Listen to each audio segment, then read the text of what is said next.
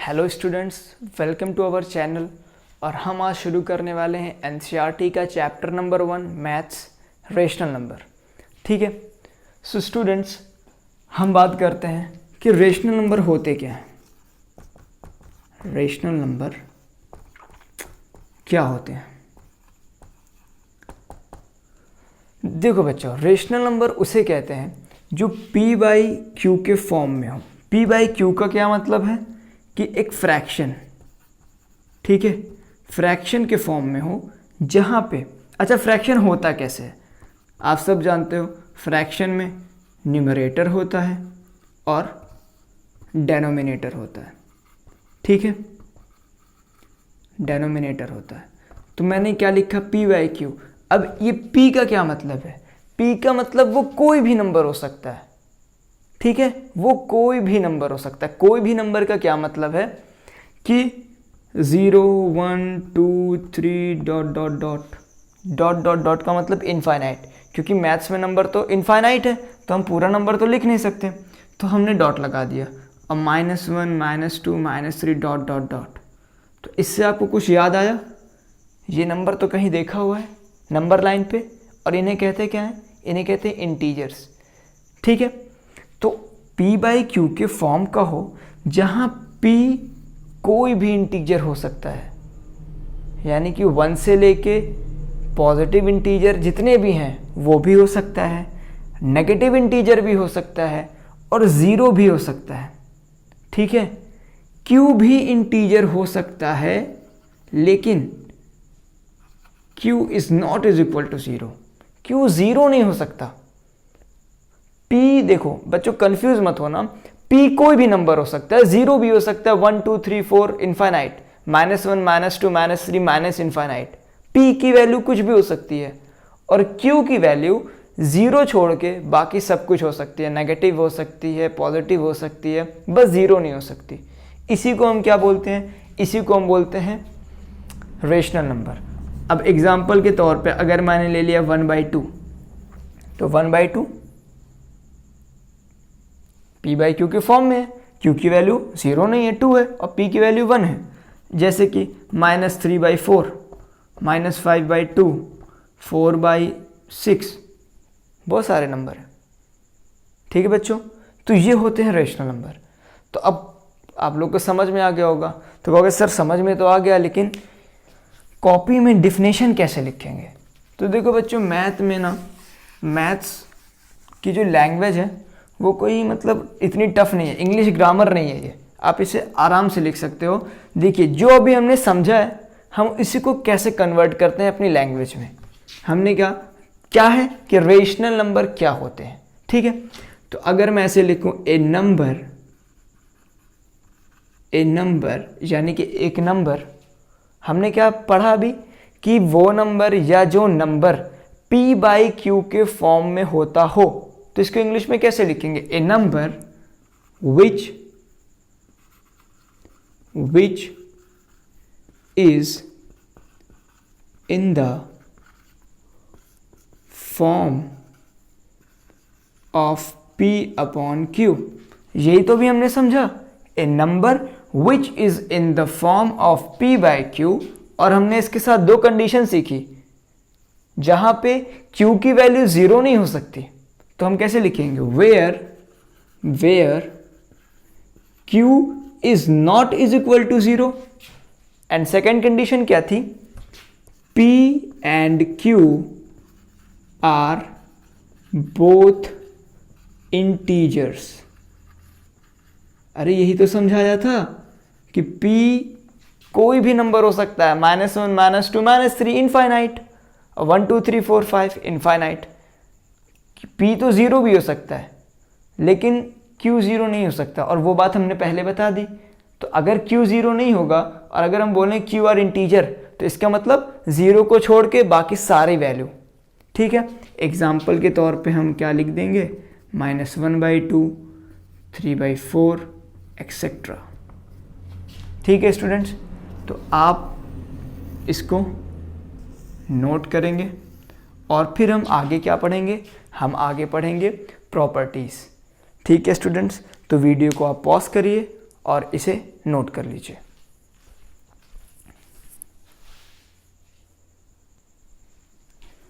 Students, अब हम properties of rational number पढ़ने जा रहे हैं, ठीक है। तो वैसे मैं आपको बता दूं कि इसमें 4 प्रॉपर्टी हैं: closure property, commutative property, associative property और डिस्ट्रीब्यूटिव प्रॉपर्टी। तो अभी मैं आपको 2 प्रॉपर्टी बताऊंगा और जो नेक्स्ट की 2 प्रॉपर्टी होगी वो आपको नेक्स्ट वीडियो में मिलेगी, ठीक है। क्योंकि अगर मैं सब बताऊंगा तो फिर वीडियो बहुत ही लंबी हो जाएगी और आप लोग भी इसे मतलब उतना पूरा देख नहीं पाएंगे। सो स्टूडेंट्स, बात करते हैं क्लोजर प्रॉपर्टी की। क्लोजर प्रॉपर्टी क्या है ये क्लोजर प्रॉपर्टी? और स्टूडेंट्स, हर प्रॉपर्टी के हमें एडिशन पढ़ना है, सब्ट्रैक्शन पढ़ना है, सब्ट्रैक्शन, और इधर कर लेते हैं मल्टीप्लिकेशन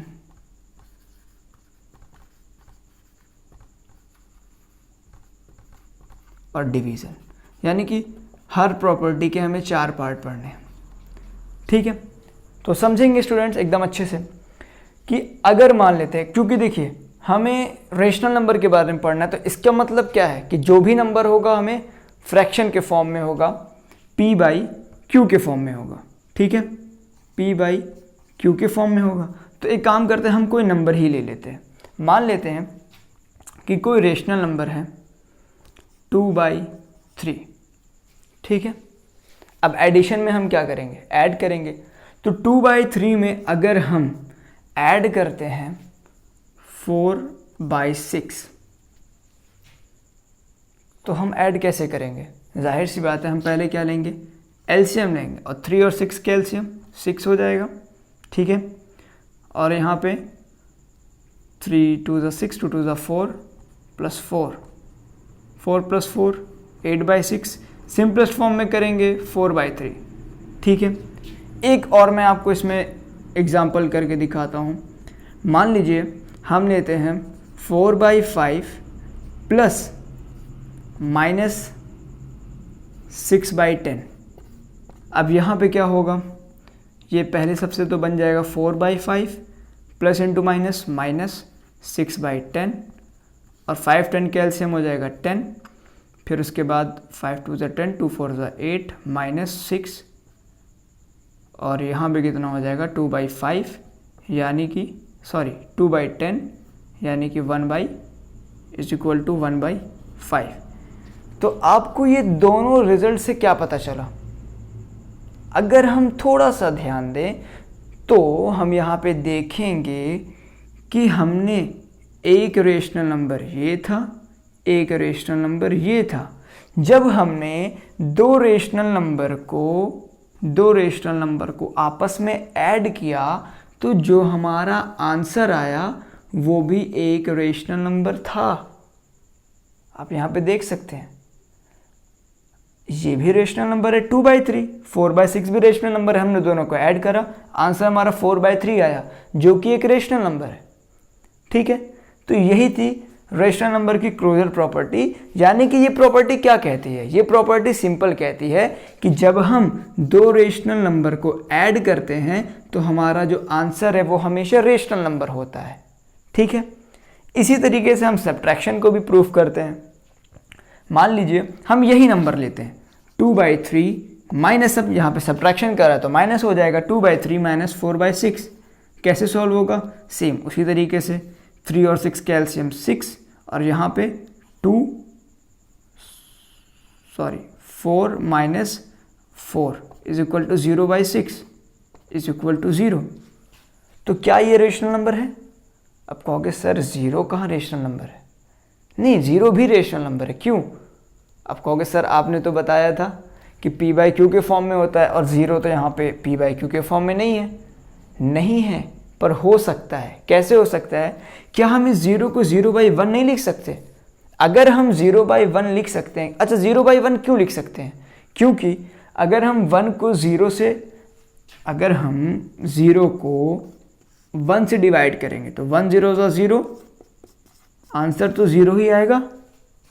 तो यानी कि 0 को हम 0/1 भी लिख सकते हैं। ये जो 0 था, इस 0 को हम 0/1 लिख सकते हैं। तो इसका मतलब ये रेशनल नंबर है। ठीक है, तो हमें सब्ट्रैक्शन के भी केस में क्या मिला कि जब हम दो रेशनल नंबर का सब्ट्रैक्ट करते हैं तो हमारा आंसर रेशनल नंबर होता है। आप कुछ भी ले सकते हो, मैंने तो एक एग्जांपल समझाया, आप दूसरे एग्जांपल पे ट्राई करना। ठीक है, अगर नहीं होता है तो नीचे कमेंट करना, मैं वहाँ पे बताऊँगा कि आपने क्या मिस्टेक की, या फिर अगर जो आपने नंबर लिखा है वो क्यों नहीं हो रहा है, अगर नहीं होता है तो। अब बात करते हैं मल्टीप्लिकेशन की। अगर हम यही नंबर ले लें 2/3 × 4/6, दो रेशनल नंबर है, दोनों को मल्टीप्लाई कर दो। 2 4 ज़ा 8, 3 6 ज़ा 2 4 ज़ा 8 एंड 3 6 ज़ा 18, और ये हो कितना हो जाएगा 4/9। तो देखिए, जब हमने दो रेशनल नंबर को मल्टीप्लाई किया तो आंसर हमारा क्या आया, रेशनल नंबर आ गया। क्लियर। अब बात करते हैं डिवीज़न की। अगर हम यही नंबर ले लें 2/3 डिवाइडेड बाई 4/6, क्या होगा 2/3 इंटू 6/4, 2 1 ज़ा 2 2 ज़ा 3 1 ज़ा 3 2 ज़ा, 2 से 2 कट गया, आंसर 1 आ गया। हाँ, तो अब 1 तो रेशनल नंबर है कि नहीं है? 1 रेशनल नंबर है, क्योंकि 1 को हम 1/1 के फॉर्म में वी कैन राइट, हम लिख सकते हैं। 1 को 1/1 के फॉर्म में हम लिख सकते हैं, इसका मतलब ये रेशनल नंबर है। लेकिन डिवीज़न में एक कंडीशन है, वो ये है कि डिवीज़न, रेशनल नंबर का डिवीज़न क्लोजर प्रॉपर्टी को फॉलो नहीं करता। क्यों नहीं करता?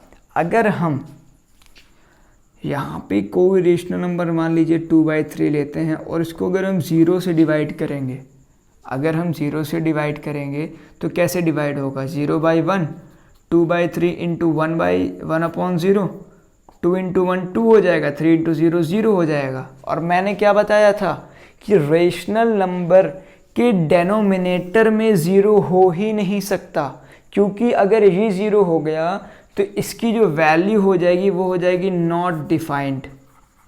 अगर हम किसी नंबर को 0 से डिवाइड करते हैं तो वो नॉट डिफाइंड होता है, उसका कोई आंसर नहीं होता।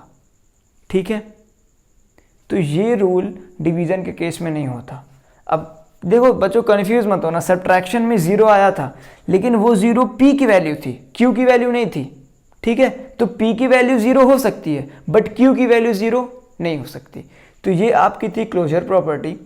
तो स्टूडेंट्स, आप इसे नोट कर सकते हैं और इस पे आप लोग खुद भी ट्राई करिएगा क्वेश्चन। ठीक है, तो वीडियो को पॉज करिए और इसे नोट करिए। इसके बाद मैं आपको आगे समझाता हूँ नेक्स्ट प्रॉपर्टी। स्टूडेंट्स, हमारी नेक्स्ट प्रॉपर्टी है कम्यूटेटिव प्रॉपर्टी, या फिर हम इसे कम्यूटेटिविटी भी बोलते हैं। ठीक है, अब इस प्रॉपर्टी के अंदर हम रेशनल नंबर के एडिशन, सब्ट्रैक्शन, मल्टीप्लिकेशन और डिवीज़न पढ़ने वाले हैं। तो ज़रा ध्यान से देखेंगे। ठीक है, कम्यूटेटिव प्रॉपर्टी ये कहती है कि अगर हम दो, यहाँ पे देखिए मैंने कुछ रेशनल नंबर लिए हैं।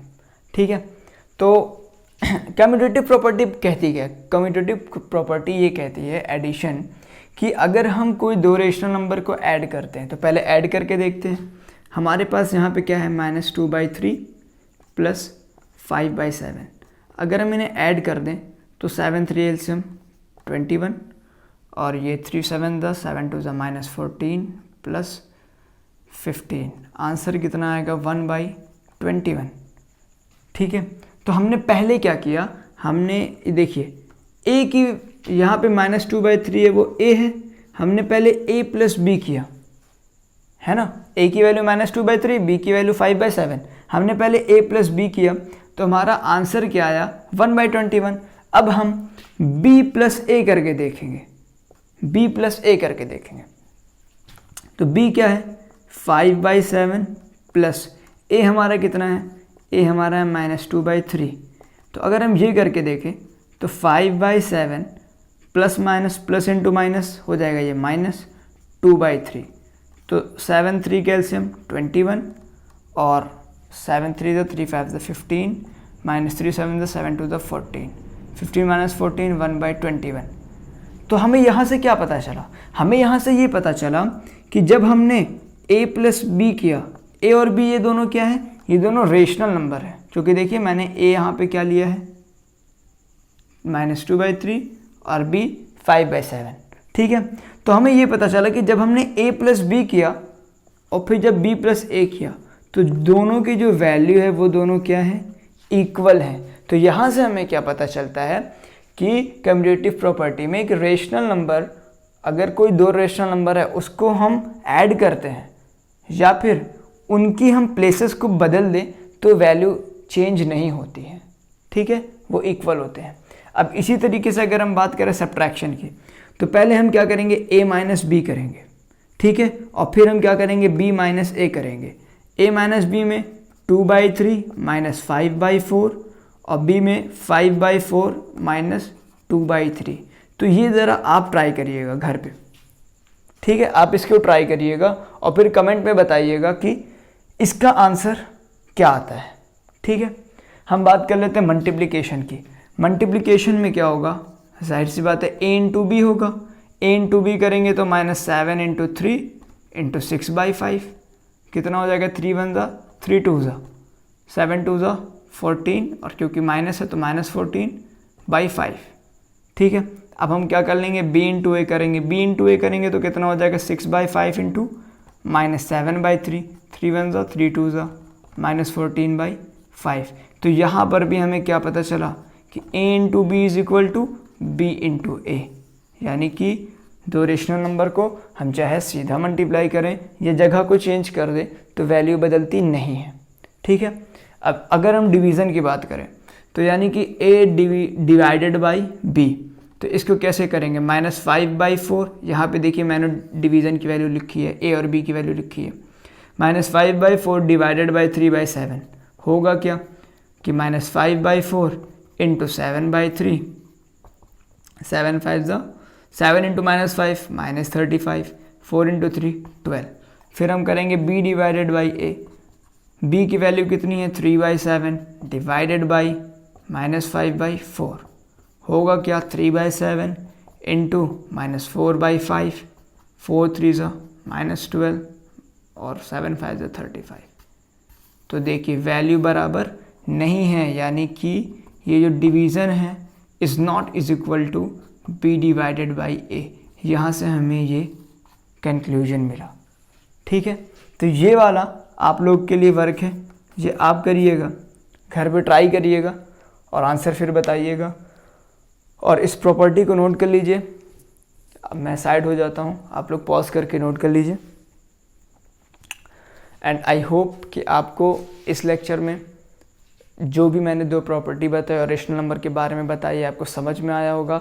नेक्स्ट वीडियो में हम दो और प्रॉपर्टी की बात करेंगे, साथ ही कुछ एग्जांपल समझेंगे और फिर हम अपनी आगे की वीडियो में एक्सरसाइज भी सॉल्व करेंगे। सो स्टूडेंट्स कीप वॉचिंग और आप प्लीज़ सब्सक्राइब करिएगा ताकि हम और भी आगे और भी इफ़ेक्टिव तरीके से आपको हम जितनी भी एक्सरसाइज है, जो भी चैप्टर्स है वो सब हम आपको पढ़ाएं। और अपने दोस्तों के साथ भी शेयर करिएगा, क्योंकि अब लॉकडाउन है तो उसका आप लोग को टाइम का एकदम अच्छे से यूटिलाइज़ करना है। Okay students, thank you.